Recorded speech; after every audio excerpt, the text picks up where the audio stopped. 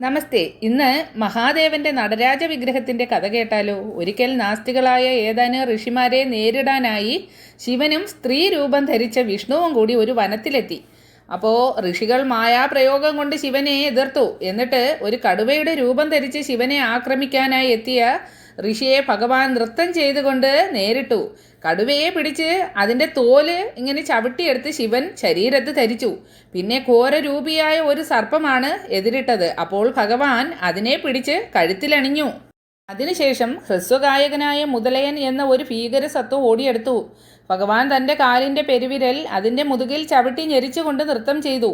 ഉയർത്തിയ രണ്ട് കരങ്ങളിലും ഡമരുവും അഗ്നിയും, താഴെ ഒരു കൈകൊണ്ട് വരമുദ്രയും മറ്റേ കൈകൊണ്ട് ഉയർത്തിയ കാലിലേക്കും ചവിട്ടി ഞെരിക്കുന്ന അസുരനിലേക്കും ചൂണ്ടുന്ന 4 കൈകളുള്ള നടരാജ നൃത്തത്തിൻ്റെ ഉത്ഭവം ഇങ്ങനെയാണെന്ന് പറയപ്പെടുന്നു.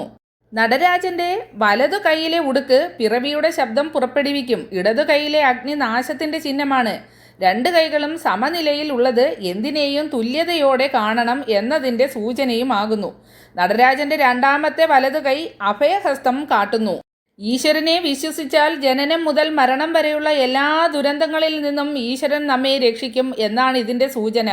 നടരാജന്റെ രണ്ടാമത്തെ ഇടതു കൈ തൂക്കിയ പാദത്തെ ചൂണ്ടിക്കാണിക്കുന്നു. ഈശ്വരനെ പ്രാർത്ഥിച്ചാൽ മായയിൽ നിന്ന് മോചനം ലഭിക്കും എന്നതാണ് ഇതിൻ്റെ അർത്ഥം. നടരാജന്റെ വലതുകാൽ താഴെ കിടക്കുന്ന അസുരനെ മർദ്ദിക്കുന്ന തിന്മകളെ അതിജീവിക്കണം എന്നുള്ളതിൻ്റെ സൂചനയാണ്.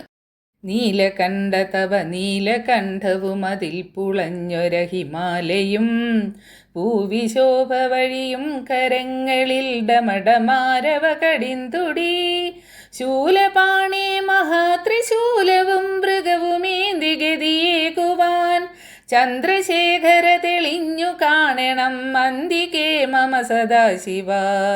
നാഗഭൂഷിത പദങ്ങളും ചടുല താളമോടു തിരുനടനവും ഭസ്മഭൂഷിത മുരസ്ഥലം ഹരിണ ചർമ്മവും ഫണിഗണങ്ങളും വാസുകീ പരിവിശോഭിതം വിമല ഭക്ഷസും ഭവഭയാപകം ചന്ദ്രശേഖര തെളിഞ്ഞു കാണണം അന്തികേ മമ സദാശിവ.